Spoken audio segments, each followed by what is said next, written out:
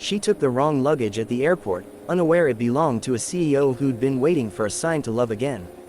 The arrivals terminal at JFK buzzed with exhaustion and static airport announcements. Lena Torres dragged her feet toward baggage claim, the fatigue of the red-eye flight from Seattle, pulling at her like an anchor. Her long blonde hair was tied in its usual lazy bun, a few strands falling over her pale cheeks. She rubbed her temples, barely awake as the conveyor belt began to churn. Another black suitcase rounded the corner, nearly identical to hers. Same size, same scuffed corner. Without a second glance, Lena grabbed it, tossed it onto her cart, and wheeled it out into the chaos of the city. By the time she reached her small walk-up apartment in Queens, it was past midnight. She kicked off her shoes, dropped her coat on the floor, and sat cross-legged on the faded carpet. The suitcase sat in front of her like an unspoken question. She popped the latches, then froze. Inside wasn't the usual crumpled clothes and half-used toiletries. Instead, there was a thick folder, matte black, stamped in red block letters, confidential. Beneath it, more binders, files, and one neatly wrapped manila envelope. A sleek business card slid out from the folder and landed face up on the floor. Virex Industries, Lucian Gray, Chief Executive Officer, confidential delivery only. Lena's heart kicked against her ribs. Virex. She knew the name. Everyone in finance did. One of the fastest-growing tech finance hybrids in the country. And Lucian Gray, young, brilliant, impossible to reach. Rumor had it he was in the middle of a billion-dollar merger. She stared at the folder, her breath shallow. Every instinct screamed, put it back. Do not open this. But the seal was already cracked. She reached for her phone. Maybe to look up a contact. Maybe to send an apology. And that's when the first message arrived. Unknown number. You took the wrong luggage. Do not read what's inside. Meet me tomorrow, 10 a.m. Gray Tower. Her stomach twisted. She backed away from the suitcase. Suddenly, wide awake, the rest of the night stretched on like a held breath. Lena tried to sleep. She tossed. She turned. The suitcase seemed to hum in the corner of her room, vibrating with secrets. She stared at the ceiling, arms crossed over her chest, torn between panic and temptation. Just a glance, she told herself. She returned to the case, kneeling down, the dim light from the hallway casting long shadows across the floor. She flipped open the top folder.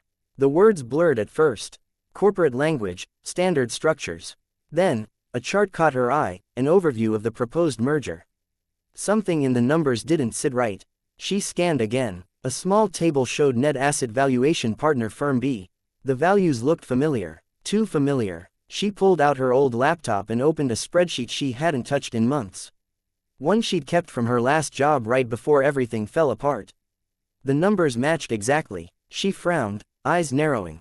That didn't make sense. Firm B wasn't even active. Of the last she heard, there had been rumors of bankruptcy. So, how was it being valued this high? She dug deeper, cross-referenced dates, found a discrepancy in the way liabilities were reported. It wasn't obvious, but for someone who knew where to look, it was there. A mistake or a lie? Lena leaned back against the wall, folder in her lap, the city humming outside her window. She hadn't meant to open the wrong suitcase. But somehow she had opened a door. One that might lead back to the very world she thought she had left behind. Finance, corruption, secrets.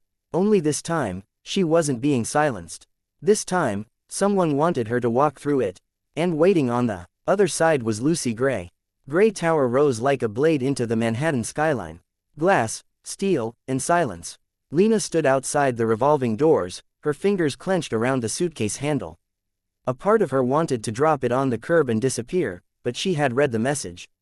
She had opened the files, and no matter how much she regretted it, there was no undoing that. She stepped inside. The lobby was vast, marble floors gleaming beneath the soft echo of heels. A receptionist waved her toward the private elevator without asking questions. Apparently, they had been expecting her. The ride to the top was fast and silent. Lena caught her reflection in the mirror-polished walls. Pale skin, light makeup barely hiding the tired under eyes, her messy blonde bun pinned loosely at the nape of her neck. She looked more like a barista than a financial advisor. Maybe that was a good thing. Maybe he'd forget her face. But as the doors slid open, she knew that wasn't going to happen. Lucian Gray stood at the end of the room next to a long glass table. Tall, sharp suit, dark eyes that didn't blink as she entered. His features were chiseled, unreadable. The kind of man headlines described as ruthless but brilliant. The kind of man who didn't appreciate surprises. "Miss Torres," he said, voice cool. "I assume you have my property." She wheeled the suitcase forward and stopped a few feet away. "I didn't mean to take it." They were identical. "I see," he said without emotion. "And yet you opened it." She shifted. "Yes, I didn't mean to, but I didn't know what was inside until." "And yet you read confidential documents." He cut in, voice quiet, but pointed. Lena's mouth opened, then shut. What could she say? Lucian stepped closer. "Do you always violate corporate privacy laws as a hobby, or was this a special occasion?" That snapped something in her. "I read 2 pages, she snapped. "And if you're referring to the Partner B asset sheet, that valuation is inflated." His eyes narrowed slightly. "Excuse me," she crossed her arms. "The numbers are built off data from 2019, which was already under dispute back then. Either your finance team is sloppy or someone is feeding you fiction." Lucian didn't reply immediately. Instead, he studied her longer this time. She felt his gaze move over her, not with judgment, but calculation. "I know those numbers," she added quieter now. "I used to work for the parent firm, the one Virex is merging with. That chart is nearly identical to a fake projection I was asked to sign off on." "You were involved in that firm?" Lucian asked, eyes narrowing again. "I was a financial advisor," she said. "They wanted me to approve a falsified report to show growth. I refused. They made sure I disappeared after that." Lucian took a step back, expression unreadable. "Why did you open the folder, Lena?" She hesitated. "Because I saw the logo and because some part of me still cares even if no one else does." There was a pause. Then surprisingly, Lucian gestured to the chair near the table. "Sit down. 15 minutes, that's all." Lena blinked. "Why?" "Because you're either the most dangerously nosy woman I've met," he said calmly. "Or the only one in 3 months who has noticed something I've been trying to confirm." He sat across from her. "If you didn't do anything wrong," he said after a beat. "Then why did you let the industry push you out?" Lena looked down at her hands. "Because the truth only matters when powerful people decide it does." Lucian didn't answer, but in his stillness, something shifted. For the first time in a long time, Lena felt like someone was actually listening. The next morning, Lena found herself standing in the shadows of the executive floor of Grey Tower again, but this time she wasn't alone in the elevator. Lucian stood beside her, quiet, unreadable. "You won't speak," he told her calmly. "Just observe through the glass." "Glass?" she asked confused. He didn't answer. When the doors opened, he led her to a narrow corridor, discreet and dimly lit. At the end was a small observation room with tinted glass one-way mirror. She realized beyond it a sleek modern boardroom buzzed with quiet conversation. Lucian pointed to a chair. "That seat's been empty for weeks. No one notices. No one questions." Lena sat down, heart beating fast. Through the glass, she could see 5 people seated, senior executives.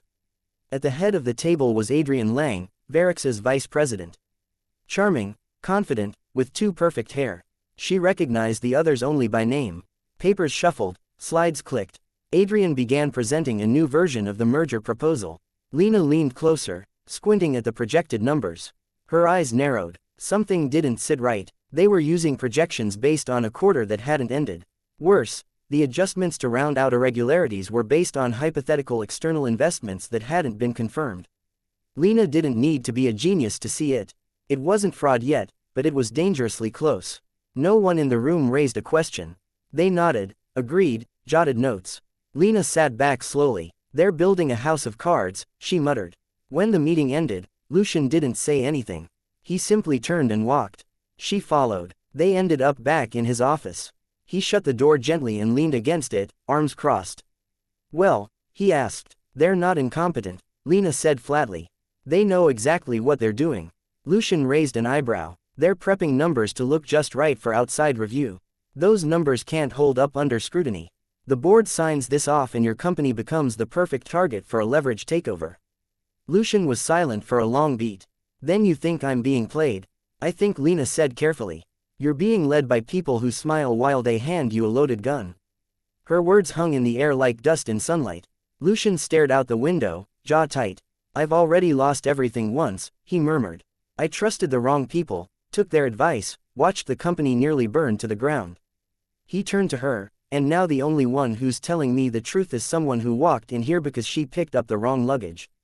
Lena didn't smile. She didn't flinch. Maybe, she said, the luggage wasn't wrong after all. Lucian nodded slowly, his voice dropped to a whisper. Then it's time I find out who's really been packing it for me. And with that, Lucian Gray began watching his team with new eyes. Lucian didn't tell her where they were going until they were already on the road. The city disappeared behind them, replaced by winding coastal highways, rain-licked pines, and the hush of a coming storm. Lena sat in the passenger seat, arms folded, watching the trees blur by. Why this place? She asked finally. Lucian kept his eyes on the road. It used to be my escape. My dad and I came here before things got too big, too loud. The rain picked up as they arrived at the secluded beachfront resort, an aging but charming place nestled against a cliff with white cottages scattered along the shore. The front desk clerk looked apologetic. Just one cottage left, I'm afraid. 2 bedrooms, but shared living space. Storms moving in fast. Most guests canceled, but we're locking down tonight. Lucian glanced at Lena. We'll manage. Inside, the space was cozier than expected. Weathered wooden floors, sea blue walls, a small fireplace, and shelves full of forgotten books. Lena opened the fridge and blinked.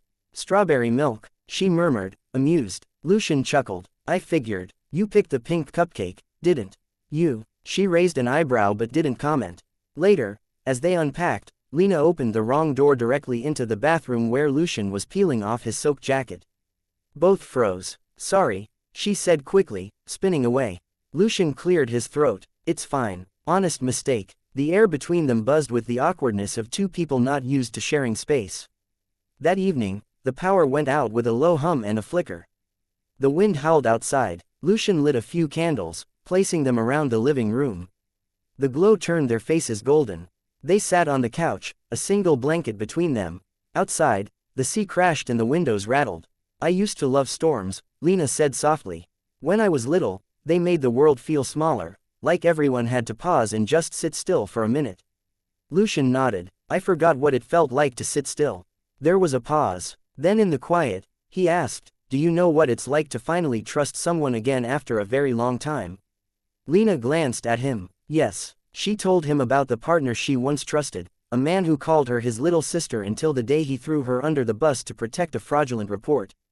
Lucian shared about his mentor, once like family, who leaked Varix's earliest designs for personal gain. Their voices were low, almost reverent, as if they were handling old wounds that still ached. I built walls after that, Lucian admitted. I thought if I kept everything strictly business, no one could hurt me again. You do that well, Lena said, not unkindly. He smiled faintly. You're the first person in years who called me out on my numbers. You didn't even blink. Thunder rumbled. A branch hit the roof with a heavy crack. Lena jumped, startled, and instinctively grabbed Lucian's hand. They both stilled. The candle light flickered. Lucian gently pulled his hand back, not to retreat, but to drape a woolen scarf over her shoulders.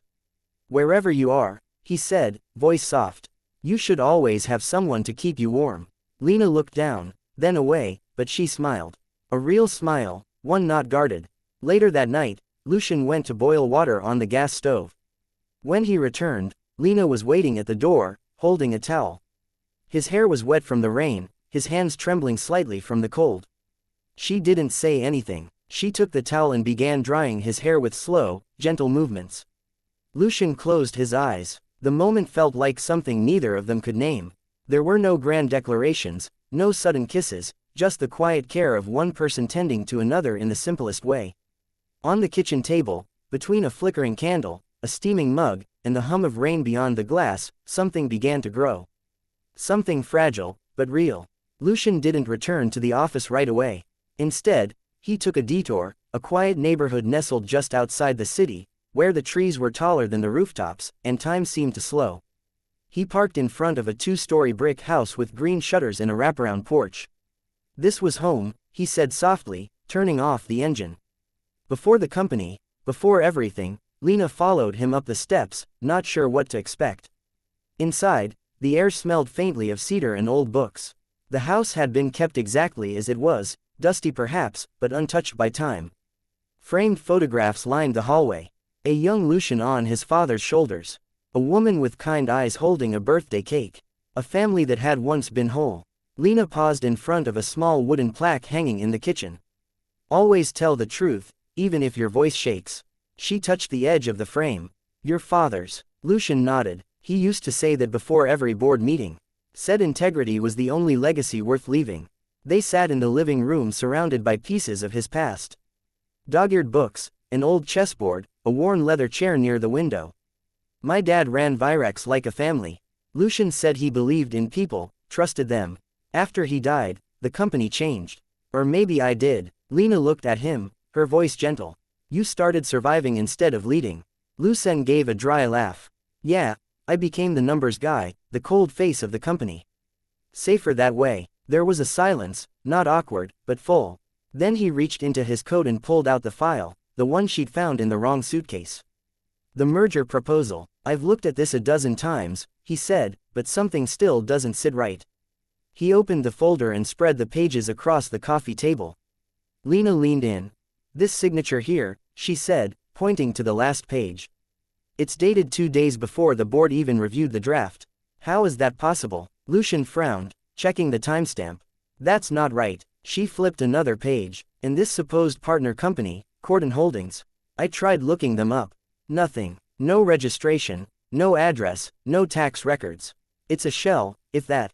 Lucien's jaw tightened. There's more. Lena said, this clause here allows temporary transfer of control in the event of an emergency vote.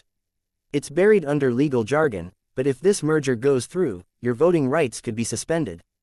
All someone has to do is engineer a crisis. Lucian stared at the document. The paper felt heavier now. This wasn't just sloppy work, he murmured. It was deliberate. The realization washed over him like ice. He had been maneuvered into a corner and someone he trusted had put him there. He leaned back, rubbing his temples. I handpicked this team, every one of them. Adrian was with me when we rebuilt Virex. I would have trusted him with my life. Lena sat back beside him, not speaking, just letting the silence settle. Lucien's eyes were dark, not just with anger, but betrayal. A different kind of pain. The kind that came when your enemy wasn't a rival, but someone you once called friend. For a long moment, neither of them moved. Then Lena said, maybe your father was right. Maybe the truth matters, even if it shakes everything. Lucian looked at her, and for once the sharp CEO facade fell away. All that remained was a man wounded but not broken. I don't know how to fix this, he said. You don't have to know, Lena replied. You just have to start. And in that old living room, beneath the gaze of family photos and memories long buried, Lucy Gray took his first breath as a man ready to face the truth, not just in his company, but in himself. Back at her apartment, Lena decided to give the old black suitcase one final check before tossing it into storage. The thing had been a bizarre catalyst for the most unexpected week of her life, and somehow it felt wrong to just close the lid and move on. She ran her hand through the inner lining and felt something, a hidden zipper. She tugged it open. Tucked deep inside was a small silver USB. No markings, no label. Lena stared at it, heart thudding. Then she plugged it into her laptop. There were 2 folders. Virex, original, merger, plan, internal, email, logs. She clicked through the documents, breath slowing with every page. The merger proposal was different from the one Lucian had shown her. Cleaner, transparent, no shell companies, no sudden transfers of voting power. The emails though chilled her. Thread after thread between Adrian and external contacts, discussions about steering the merger, quiet asset shifts, and the most damning phrase of all, once the signature is processed, we proceed with transition. She froze. The timestamp on Lucien's signature page was dated before the official meeting took place. A forged document, and Lucian had no idea. She grabbed her phone. 30 minutes later, Lucian stood in her apartment. He read through the emails with stone-cold silence, then opened the original merger plan and stared at the final pages. My signature, he said finally, was never put on that version. He closed the laptop. Tomorrow 900 a.m., boardroom. You're coming with me. The next morning, Lena stood just outside the Virex executive boardroom. Inside, Adrian was presenting the final green-lit proposal, his voice smooth, posture sharp. Lucian sat at the head of the table, calm, watching. Halfway through Adrian's speech, Lucian raised a hand. That's enough, he said. Adrian paused, confused. We're almost through. Lucian gestured to Lena, who entered with a quiet nod, and plugged in the USB. The screen behind them lit up. First slide, original murder draft, unsigned. Second, side-by-side comparison with the current approved version. Then the email logs. Silence. Adrian stiffened. What is this? Lucian stood. It's what the plan looked like before someone altered it. Before my signature was copied and pasted. Before outside players were promised controlling interest in Virex. You're accusing me. I'm not accusing, Lucian said evenly. I'm showing. Lena stepped forward, voice calm but clear. The company listed as your partner, it doesn't exist, and the voting structure in your draft transfers power away from this board. Adrian scoffed. This is ridiculous. Your password was used to open and modify the documents. The metadata is traceable, fatties. Lucian looked at him. You knew I was uncertain. You used it to move things through. I trusted you. Adrian's face turned pale. Lucian cut him off. I already lost one family because of misplaced trust. I'm not losing this company, too. Security didn't need to be called. Adrian quietly packed his files and left the room without another word. Later that afternoon, Lucian sat alone in his office, staring out over the skyline. Lena entered, gently setting down a mug of tea. I figured you didn't want to be alone, she said softly. He took the cup, still quiet. After a moment, he asked, if someone broke your trust, someone close, do you ever forgive them? She thought, if they meant it, maybe, but I wouldn't forget and I wouldn't let them close enough to do it again. Lucian nodded, his fingers tightening around the mug. Then he looked up at her. No words this time, just something in his eyes that had never been there before. Something open, real, and maybe for the first time in a long time, he wasn't carrying it alone. The rain was soft, almost absent, as it tapped against the tall windows of Lucian's office. Lena stood near the door, her hair pulled back in its usual lazy bun, a scarf draped over her shoulders. She held the black suitcase with both hands, worn at the edges, a faint scuff near the handle, and gently placed it on the glass table. Lucian looked up from his desk. No words were exchanged. On top of the suitcase, a folded piece of paper rested. He picked it up, opened it. Inside was one sentence, handwritten in neat, slanted script. I thought I just grabbed the wrong luggage. I didn't know I'd also pick up a life I never expected to live. He stared at it for a long moment, his jaw tightened, but he said nothing. No request for her to stay. No emotional plea. Lena gave him a soft nod, then turned and walked out, her coat swaying gently behind her. Rain trailed down the windows like memories. Lucian stood and walked to the glass, watching her disappear into the street, her yellow umbrella vanishing into the city crowd. 2 hours later, JFK Airport buzzed with noise. Announcements echoed through the terminals, travelers dragging wheeled bags behind them, some rushing, some dragging their feet. Lena sat quietly in gate 29, her new suitcase beside her, sleek, unscuffed, nothing like the battered one she had returned. She had always wanted to visit Paris again, a clean break, a clean slate.